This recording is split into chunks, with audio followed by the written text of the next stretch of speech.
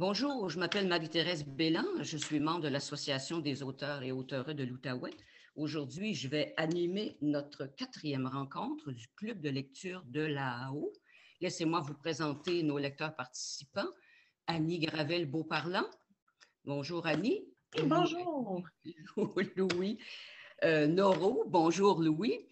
Alors, vous êtes invité à être très loquace aujourd'hui. Vous allez voir, je vais vous harceler un petit peu avec mes questions, mais vous pouvez m'envoyer promener si ça ne fait pas votre affaire et détourner le discours pour que ça aille autrement. Vous avez le droit de tout faire. J'ai écouté 3 débats politiques en 2 semaines. Je pense avoir le technique.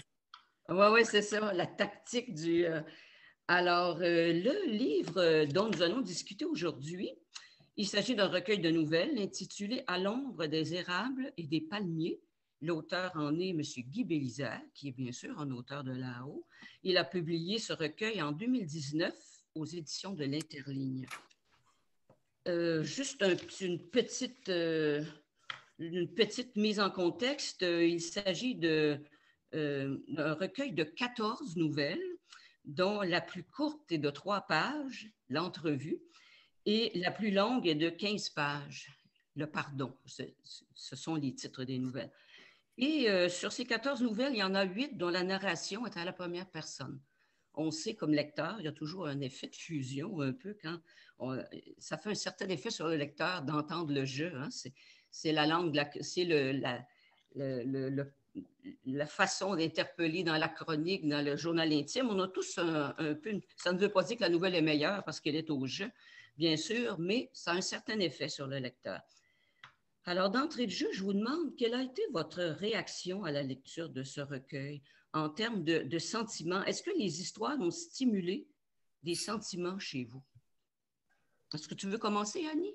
Oui, moi, je trouvais que certains thèmes étaient quand même assez poignants, comme le rejet ou se retrouver tout seul dans un nouveau pays alors que ta famille est dans un autre, la séparation, tout ça. Donc oui, il y a certains sujets qui m'ont vraiment touchée. J'ai trouvé ça aussi intéressant parce que c'est une des rares fois que je lis des nouvelles. Même si j'en écris, c'est rare que j'en lis. Donc, c'est un nouveau défi pour moi, en fait. Surtout du même auteur. Normalement, les recueils, des fois, c'est plusieurs auteurs qui écrivent sur le même sujet. C'était la même. Mais je trouvais quand même qu'il y avait des ressemblances entre les nouvelles aussi, là. Je trouvais que les histoires se cordaient, même si c'était des personnages différents dans chacune d'entre elles. Oui, tu vois qu'il y avait une unité thématique dans le livre. Oui. Louis, qu'en dis-tu? J'ai beaucoup aimé.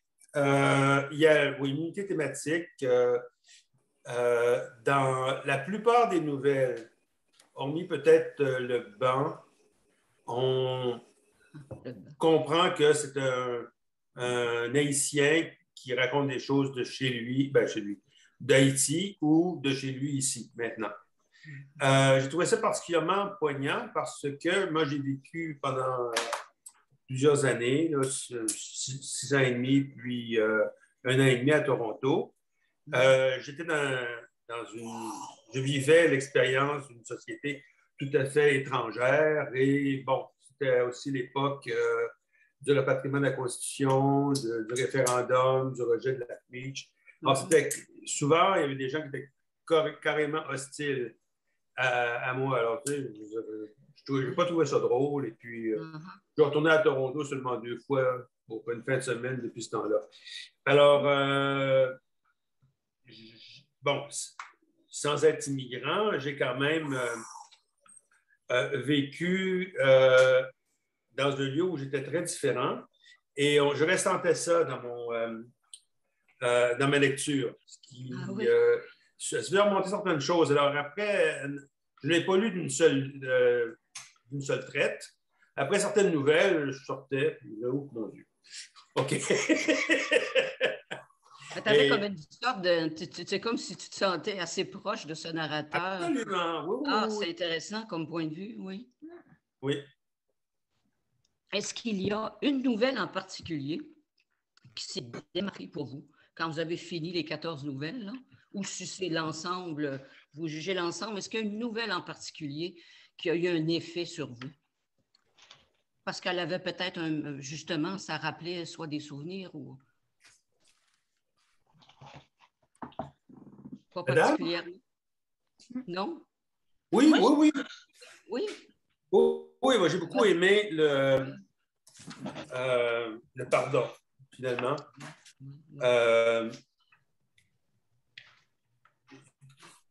Non, j'ai beaucoup aimé ça. C'était bien mené. Une série de hasards, là, 3 personnes qui se retrouvent au même endroit. Quelqu'un qui a extrêmement bien réussi, qui était un peu le souffre-douleur. Et l'autre qui était vraiment en anglais, on dit bully, là, la terreur de la classe, là, de la petite classe qui finalement s'en tire pas très bien. En fait, on se demande comment est-ce qu'il a pu immigrer de toute façon, ça coûte des sous. Et c'est ça, non, c'est celle-là qui m'a vraiment le plus frappé. Le capot m'a aussi extrêmement frappé parce que ça démontre la violence dans un pays qui est une dictature. Oui. Ça finit brusquement, bang. Le personnage principal meurt. Alors, non, c'est les deux finalement qui m'ont les plus touchés. Oui, merci. Annie, est-ce que tu as hum, quelque chose moi, de je dirais, spécial? on va renchérir avec moi, c'est l'entrevue. J'ai trouvé ça Oui. poignant quand il y avait une entrevue, puis finalement, c'était un faux appel. Dans le fond, il se rendait sur place, puis c'était pas le bon endroit. Pour être quelqu'un, moi, à un moment donné, ça m'a quand même pris 6 mois avant de me trouver un emploi. Donc, je sais que c'est pas évident. Puis quand des événements comme ça arrivent, j'aurais pas voulu être à sa place, là. C'est vraiment... Tu C'est veux peut-être la dire nouvelle que je me suis plus reconnue comme quoi le que le fait qu'il marché de l'emploi. il était en retard, il se dépêchait, il était stressé. Mais oui, tout ça pour finalement réaliser que c'était même pas pour un vrai emploi. Donc, ouais. Ou que la personne a menti parce que finalement, en attendant son accent, il n'a OK. pas voulu. Non, je pense que tu parles de pas l'entrevue, l'accent. Ah, l'accent. La Parce qu'à première un moment nouvelle, donné, c'est c'est ça, il y l'entrevue, avait une c'est un autre entrevue film. pour un emploi. Oui, Ça c'est fait quand même ça. quelques semaines que j'ai lu le roman, donc, le OK, recueil. oui, c'est la première nouvelle, l'accent. D'accord. Oui, oui, oui. Oui, quand il y avait une entrevue pour un emploi, puis finalement, l'adresse qu'il y avait, c'était pas la bonne. Oui. On a essayé de le semer parce qu'on a Ouais, détecté au téléphone qu'il s'agissait d'un immigrant ouais. et qu'on ne voulait pas assez large, très large, effectivement. Je trouve ça Ben, place qu'il fait discriminer sans avoir même pas répondu aux questions des employeurs. Peut-être qu'il aurait été parfait pour l'emploi, puis ils ne le sauront jamais parce qu'ils n'ont pas donné cette chance-là. oui, ben oui et non. Je veux Oui. dire, c'est quelqu'un aussi qui est un peu maladroit, qui a beaucoup de ressentiment, etc. Il a pu se tromper en prenant des notes aussi. Oui, ça se peut, mais... Ça peut être ça aussi. Mais ça Et donnait, quelque ça donnait façon, l'impression quand même que la personne avait donné la mauvaise adresse. oui, Si oui, on met du point de vue oui. du narrateur, là. Mais oui, c'est ça. Mais le narrateur me semble être fâché comme tout le monde, etc. Il ne s'aide pas non plus. Alors, c'est peut-être euh, le portrait d'une personnalité difficile. Il existe des gens sont, euh, qui sont difficiles, qui sont impossibles. Ils ont l'impression que tout le monde est contre eux, etc. Moi, j'avais trouvé ça très intéressant en prenant ce point de vue-là, en me disant, bon, il rentre dans son personnage, il montre comment c'est, comment on se sent si on est comme ça. Et surtout qu'à la fin, la chute est quasiment tchécovienne, là, je veux dire. Ça doit être un problème d'accent, comme s'il ne voyait pas que son attitude lui-même, elle-même, pourrait être le problème. Mhm. C'est certain que Alors, la première nouvelle, l'accent, nous montre un personnage qui est très, très mal dans cette situation. Il se sent harcelé, il est très, à la limite, plaignard. Même, c'est pas du tout le ton de l'ensemble du recueil, non, mais non, non. c'est un aspect, je pense que l'auteur a probablement voulu nous montrer un portrait d'immigrant avec des choses qu'il vit, ça peut être vrai, qu'on n'a pas voulu, par exemple, je sais que pour les appartements, souvent on dit, ah non, on n'a rien de libre, Alors, ça reste, c'est un mystère, l'écrit, hein? On n'a pas toutes les réponses dans une... Oui, Louis, tu voulais compléter? Oui, ben, j'ai lu un peu la biographie de Guy Bélisère sur Internet, puis il était haut fonctionnaire du gouvernement fédéral. Uh-huh. Donc, je pense qu'il s'est très bien tiré d'affaire, comme on dit. Alors, ce n'est pas nécessairement son expérience personnelle. Je pense qu'il a voulu faire le portrait de quelqu'un qui a un petit peu de difficulté, disons. Oui, intéressant. Ou peut-être que finalement, je me suis reconnu dans ce personnage déplaisant. Tout de même. Une confession pour terminer. Bon, écoutez, pour ce qui est de nouvelles, on parlait de ça, la chute de la nouvelle, c'est intéressant, le médium lui-même, le genre littéraire de la nouvelle. Annie, tu disais que tu écris de la nouvelle. Toi, Louis, c'est surtout de la poésie que tu fais, je pense. Hein? J'ai fait un peu de poésie. Oui. J'ai écrit des nouvelles, beaucoup de nouvelles. Oui. Pour des raisons personnelles, familiales, je n'ai pas écrit depuis un certain temps. Puis il faut dire que je travaille en traduction, donc je prendrai bientôt ma retraite. Alors, passé 55 ans, après avoir écrit toute la journée, je suis capable de voir, là, je suis complètement alors, c'est peut-être aphasique de la plume. Là. Alors, ça va revenir. J'ai une idée d'un roman en tête, là, ou d'un roman ou peut-être d'un récit. Et c'est ça. Puis, j'aimerais réunir mes nouvelles et peut-être les publier comme M. Bélisère. Oui, oui. Mais la nouvelle, souvent, les auteurs qui se sentent pas prêts à se lancer dans un roman, c'est quand même une grande entreprise, vont aller vers la nouvelle. Et moi, une question un peu technique. Vous savez, la nouvelle, quand on parle de la nouvelle, on pense toujours qu'il doit y avoir une chute, quelque chose de très frappant à la fin. Et vous remarquez sans doute que dans le recueil, certaines nouvelles ont une chute. Il y a même un titre, La chute, mais ce n'est pas du tout dans ce sens-là que c'est dit. C'est la dame qui portent des sacs très lourds. Et puis d'autres n'ont pas de chute. Et puis, ça marche très, très bien aussi. Donc, je pense que c'est assez libre, cette affaire-là, de dire... il y a peut-être une certaine époque où il y avait un modèle prescrit et puis il fallait y aller de cette façon. Mais je pense qu'il y a d'autres façons de juger la nouvelle sans qu'on ait cet élément de surprise. On l'a parfois. Le banc, par exemple. De ce jeune homme qui est assis sur le banc, et puis finalement, on sait comment ça se termine. Ça, on peut dire que oui, c'est une chute. La haine, c'est une chute aussi, parce qu'on sait que c'est très désagréable, le harcèlement, mais que ça aille à ce point, je pense à ces deux-là, entre autres. Alors, pour ce qui est de la thématique du recueil, bien, je pense que c'est quand même très, très évident. L'exil, le déracinement, avec toutes les différentes situations. On parle même de clandestin parce que c'est une forme, oui. C'est un titre aussi. Et bien sûr, le racisme, est-ce que c'est un racisme évident comme dans la haine ou un racisme où il y a un petit peu de masochisme, de se sentir persécuté comme dans l'accent? Reste quand même que ces thèmes-là, ils sont.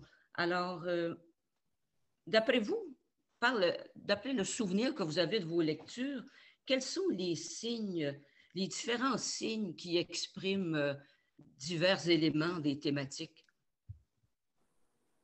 Annie? Oui, tu veux te joindre à nous, tu es bienvenue aussi, je sais que tu as lu le recueil. Oui, Annie? Oui, j'essaie de réfléchir justement à la question. On a parlé de l'accent, c'est c'en est un, ça, justement, l'accent. Oui, mais je pense que c'est justement, moi, je crois que l'auteur, il a bien fait les descriptions d'un immigrant justement au Canada pour les différentes nouvelles. On a plusieurs points de vue. Je trouvais ça très intéressant. Justement, que c'est pas toujours quelqu'un qui est ta mère. Des fois, ça peut être comme justement la dame avec les sacs qui demandait de l'aide. Ça a été vraiment, je pense qu'il a fait vraiment un tour complet de différentes situations qu'un immigrant peut vivre. Le retour au pays, hein? Il y a la notion, la nostalgie. Le retour oui. Au pays. C'est Louis, tu veux y aller? Dans la dernière nouvelle, la dernière nouvelle n'est peut-être pas celle qui est le mieux écrite. En tout cas, moi, je n'ai pas très embarqué. Ça ne m'a pas passionné. J'ai eu même un peu de difficulté à la finir parce que c'était trop syncopé. Là. On aurait facilement profité d'avoir une page ou deux. c'est la chose. Lorsqu'on est dans un autre pays puis qu'on revient chez soi, le pays a changé dans une certaine direction et nous-mêmes, on a changé. C'est le drame de l'immigration. C'est toujours... il y en a qui en sont très heureux. Pour d'autres, je ne sais pas. Ils peuvent toujours demander, ben, si j'étais resté, qu'est-ce que je serais devenu, etc.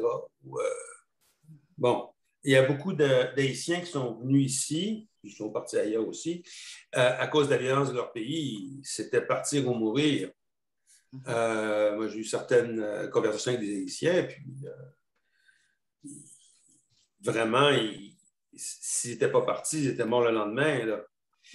Alors, dans ces cas-là, il n'est pas nécessairement question de revenir. Mais bon, c'est la difficulté. Les gens qui ont voyagé en Afrique, ce que je ferai quand j'aurai pris ma retraite, m'ont dit que ils se trouvaient tellement curieux d'être soudainement la personne différente, le blanc parmi les Africains. Alors, j'aimerais bien vivre ça pour mieux comprendre, mais déjà, on le ressent. Mais ce n'est pas nécessairement un racisme.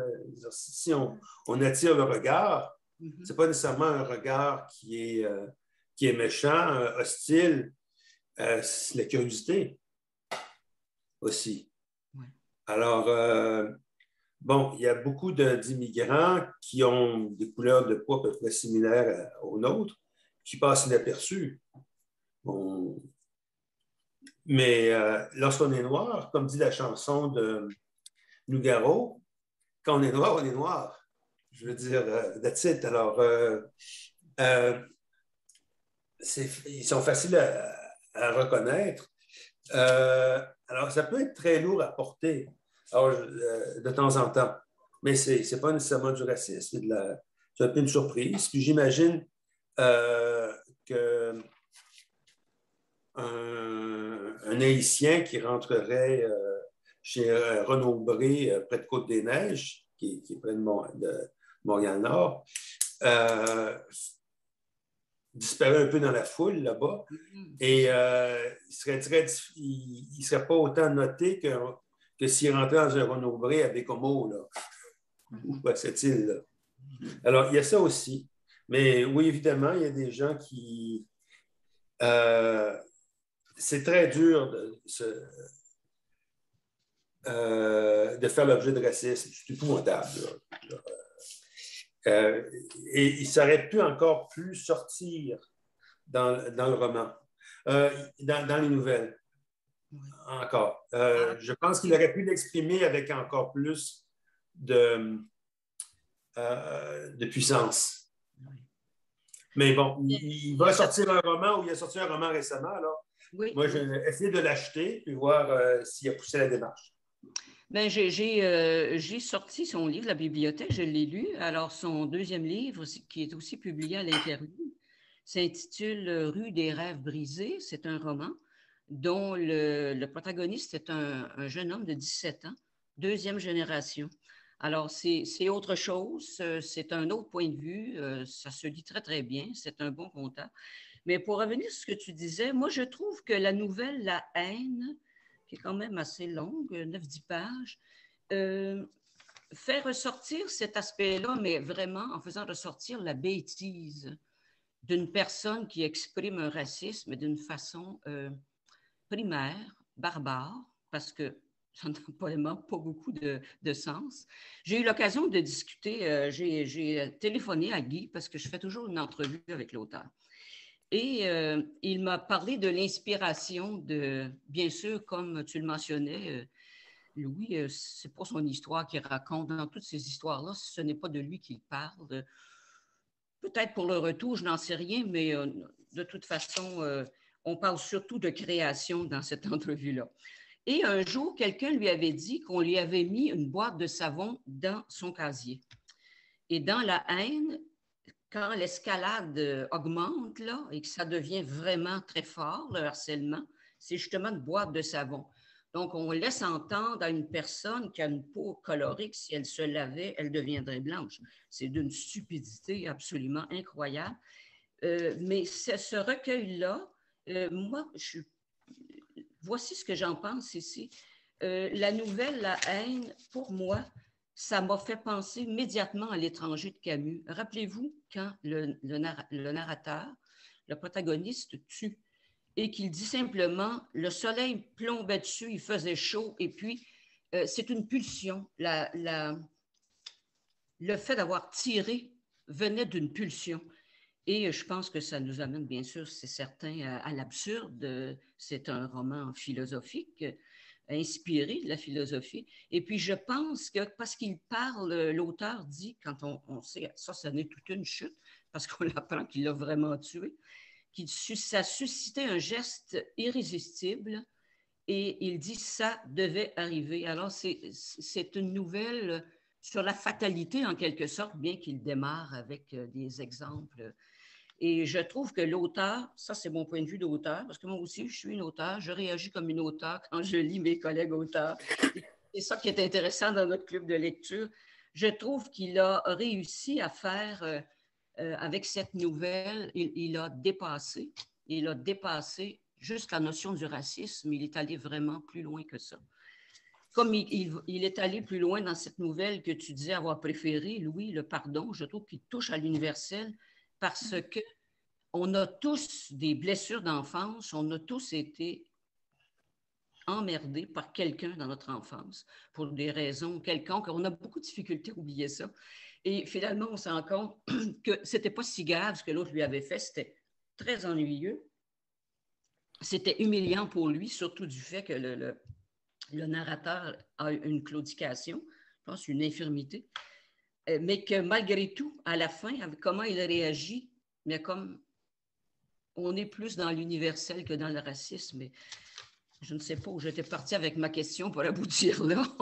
On peut passer à autre chose. Mais tes commentaires, Louis, m'ont amené à ces réflexions. Pardon? Considération. Oui, tout à fait, parce qu'il y a beaucoup d'éléments.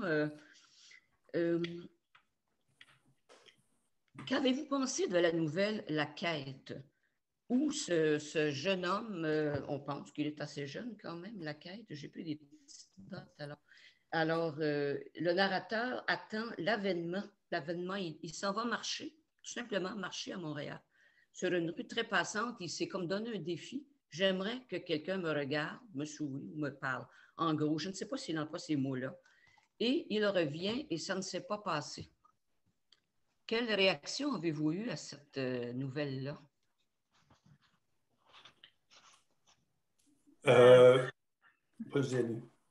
Ben, moi, je trouve que ça aussi, c'en est une nouvelle universelle. Oui. Parce que justement, des fois, on souhaite tous que notre rêve va se réaliser. Puis lui, je pense qu'il a voulu peut-être exprimer ça, justement. Le gars voulait se faire remarquer en allant prendre une marche, mais ça peut être d'autres choses. Un Blanc aurait pu vivre la même chose ou un Asiatique. On veut tous se faire remarquer par les autres à un moment donné dans notre vie. Puis je crois que c'est un bon sujet exploité. Et c'est dommage. C'est dommage que ça ne s'est pas réalisé pour le narrateur. Il y avait l'impression d'être transparent, finalement. C'est comme si personne... Mais oui, tu as un bon point. S'il avait été de la couleur de la majorité de la population, on ne l'aurait peut-être pas remarqué non plus. Oui, Louis, si tu voulais intervenir? Louis? Oui, d'ailleurs, bon, certaines des nouvelles, on peut, comment dire, dans certaines des nouvelles, il pourrait être blanc, là, je veux dire, il n'y a pas de couleur de peau ou d'origine qui soit vraiment notable.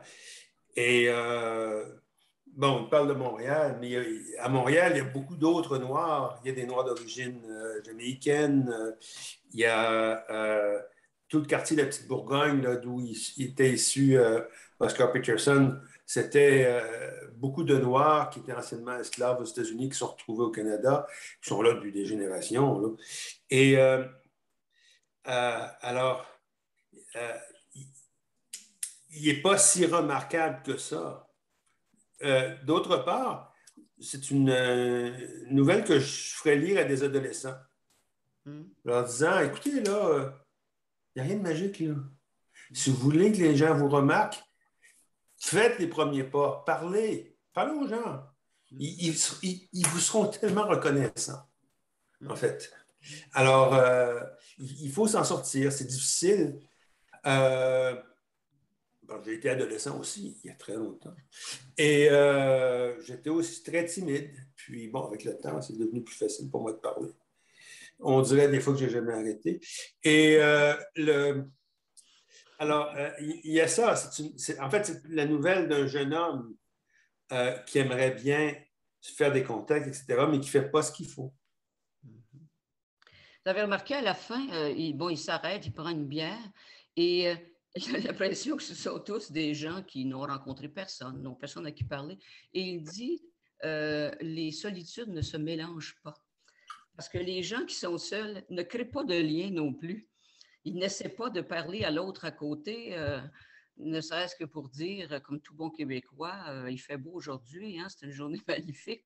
Peut-être que ça aurait commencé. Alors, oui, c'est vrai, vous avez vos points de vue sont très intéressants de dire que finalement, ce n'est pas nécessairement une affaire de racisme, c'est comment lui se sent. Oui, puis moi, je trouvais aussi, c'est très actuel avec tout le monde qui sont sur leur téléphone. À un moment donné, des fois, je voyais un couple au Tim Hortons, un à côté de l'autre, les deux étaient sur leur téléphone sans se parler. Oui. Je trouvais que c'était quand même une bonne nouvelle aussi qui est encore d'actualité, justement. Oui. Et raison. Les gens qui sont au téléphone ne se rendent pas compte qu'ils sont des solitudes qui ne se mêlent pas. C'est curieux, effectivement. Oui. Alors, moi, je terminerai là-dessus, à moins que vous ayez des commentaires particuliers à apporter ici pour conclure. Avec plaisir, j'essaierai de trouver la bibliothèque, le roman de Guy Bézère. Oui. C'est un auteur, en fait, j'ai trouvé que son français était très beau. Il arrive à utiliser l'imparfait du subjonctif et du passé simple à quelques occasions. Interligne produit de beaux livres. Oui. C'est la typographie, c'est un Caslon, on dirait du 12, 13 sur 20 à peu près. Par contre, c'est très franco-français. Ça aurait été intéressant s'il y avait mis l'expression québécoise, pas nécessairement les expressions les plus populaires ou les plus dérangeantes du point de vue de la syntaxe, pour mieux localiser l'action. Mais de cette façon-là, il va chercher aussi des lecteurs en Haïti et en France et ailleurs. Alors, j'ai remarqué ça. Et à 2 reprises, il parle du célèbre rhum agricole. Alors, il semble aimer beaucoup le Barbancourt. Alors, possiblement, je passerai à la SAQ cet après-midi et me plonger un peu plus dans l'inspiration de l'auteur. Mais c'est intéressant ce que tu dis pour ce qui est de côté français universel, mais il n'hésite pas à recourir au côté lexical avec des sacres dans le contexte où oui, c'est vrai. Dans la haine, oui. À la toute fin, à l'avant-dernière, l'entrevue, quand le jeune homme se rend compte que finalement, on se rend compte que aussi, nous, comme lecteurs, que le directeur général, c'est un noir, et puis il l'a bousculé, et puis il dit un mot grossier que l'autre n'a peut-être pas entendu, c'est à souhaiter en tout cas. Oui. Écoutez, moi, je vais juste vous faire part, j'ai pris des notes lors de ma deuxième lecture, et puis parce que quand j'anime, je lis toujours 2 fois parce qu'en une fois, c'est pas possible. Surtout les nouvelles, on oublie tout. Et j'ai noté que vous avez remarqué Vengeance, la 8e nouvelle, ce jeune homme d'à peu près 16 ans qui a décidé d'aller punir celui qui a congédié son père. Il se procure une arme et puis il se présente là. C'est un peu d'humour. C'est comme l'entrevue aussi vers la fin. Hein. Alors, je trouve qu'il s'est montré très bon conteur, visuel, il épouse la personnalité de son protagoniste. Alors, malgré une situation dramatique, c'est présenté d'une façon un peu plus légère. On voit que l'auteur aime jouer quand même avec tous les modèles linguistiques et tout ça. Et puis, on lui souhaite bonne chance pour la suite de son écriture. C'est quelqu'un qui est retraité maintenant à cause de son poste, ses 4 enfants. Il était trop occupé pour écrire. Maintenant qu'il est retraité, il écrit, il semble très lancé là-dedans. Et je vous encourage à lire effectivement son deuxième livre. Moi, je l'ai dévoré en 1 jour et demi. Donc, je vous assure que c'est... même si le protagoniste est un jeune homme de 17 ans, ça touche à plusieurs choses. Évidemment, se relier au monde des gens déracinés, ça c'est certain. Mais les parents puis le fils, c'est 2 façons de penser. Hein? Alors, je vous remercie infiniment de votre générosité, d'avoir pris le temps de lire, de partager avec nous. Et quand Marco écoutera notre vidéo, notre enregistrement, on te dit bonjour, Marco. Et puis, évidemment, tu étais trop malade pour être avec nous aujourd'hui et même de partager des choses écrites. Il était probablement retourné se coucher après m'avoir envoyé un courriel. C'est des choses qui arrivent. Alors, je vous souhaite de bien vous porter. Je vous souhaite de bonnes lectures. Je te remercie, Louise, d'être avec nous aujourd'hui. Ça nous encourage que tu sois la webmestre et puis que tu enregistres et tout ça. Moi, ça me conforte, je dirais. Je ne suis pas très technique. Mais j'aime beaucoup les livres, j'aime beaucoup échanger avec les livres, avec nos auteurs, et je pense qu'il faut briser la solitude de l'écrivain. Il faut être capable de parler entre nous. On n'a pas énormément de chance. C'en est une. Vous la saisissez avec beaucoup de générosité. Merci beaucoup et bonne fin de semaine. Bonjour. Je voudrais juste rajouter oui, Annie? Je voudrais juste rajouter un petit commentaire sur les nouvelles en général. Oui, parce que moi, j'ai entendu souvent des commentaires négatifs, comme quoi que les personnages n'étaient pas assez décrits, que c'était court, qu'il n'y a pas beaucoup de monde, que c'était un type qui n'intéressait pas grand monde. Moi, je trouvais justement que c'est pour quelqu'un qui ne lit pas beaucoup, c'est un type de lecture parfait parce que tu n'es pas obligé de recommencer ton livre au complet quand tu t'ajoutes un recueil. Tu peux le continuer nouvelle par nouvelle parce que souvent, les nouvelles ne s'enchaînent pas, c'est un sujet différent. Puis en même temps, justement, ça peut permettre de toucher encore plus de monde. Et pour le cas de cet auteur-ci, je trouvais que son écriture était très rythmée. Il n'y a pas eu de temps mort, puis je trouvais ça très intéressant, qui exploite des thèmes différents à chacune des histoires, justement. Oui, c'est très pertinent pour la nouvelle, effectivement. C'est pour ça qu'il est si populaire, la nouvelle, d'ailleurs. C'est peut-être moins connu que le roman, mais ça gagne en... Ouais. Merci beaucoup de ton commentaire, Annie. Alors, à bientôt, tout le monde. À bientôt. Au revoir.